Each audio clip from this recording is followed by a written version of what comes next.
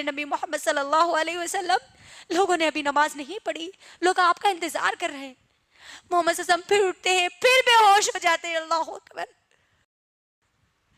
پھر جب ہوش آتا ہے تو کہتے ہیں کہ عائشہ تم اپنے باپ ابو بکر کو کہے کہ وہ نماز پڑھا دے. ہم کیا سوچ کر نمازوں کو چھوڑتے ہیں میری بہنوں. محمد صلی اللہ علیہ وسلم اپنی زندگی کی آخری نمازیں بھی ادا کرتے ہیں لیکن وہ چھوڑتے نہیں ہیں, جبکہ ان کے پورے گناہ معاف کر دیے گئے. ہم کیا سمجھ کر چھوڑتی ہیں ہماری نمازوں کو. ہم پر کون سی مصیبتوں کے پہاڑ ٹوٹے جو ہم نمازیں چھوڑتی ہے.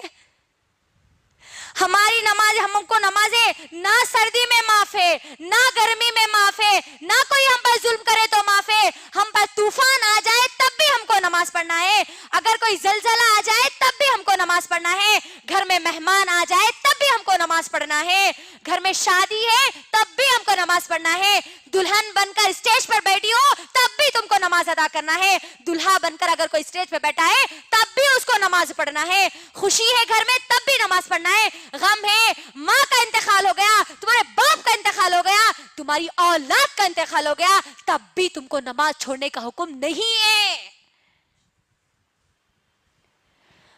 تم بے ہوش ہو گئے تب تمہاری نماز چھوٹ سکتی, تم مر گئے تب تمہاری نماز چھوٹ سکتی, اس کے علاوہ تمہاری کبھی نماز نہیں چھوٹ سکتی.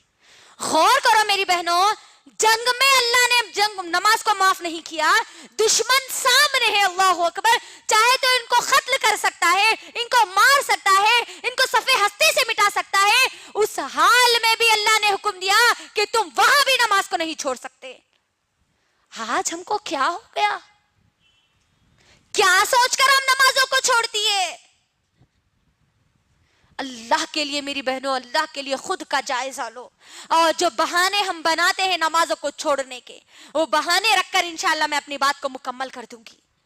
بہت چھوٹے چھوٹے بہانے ہم بناتے ہیں آج ہمارے پاس نمازوں کو چھوڑنے کے. یہ نمازیں ہماری کامیابی کا ذریعہ ہے میری بہنوں, یاد رکھ لو. ایک نماز بھی اگر میری گزر گئی اور میری موت آ گئی تو سمجھ جانا کہ میں جہنم میں جانے والی ہوں.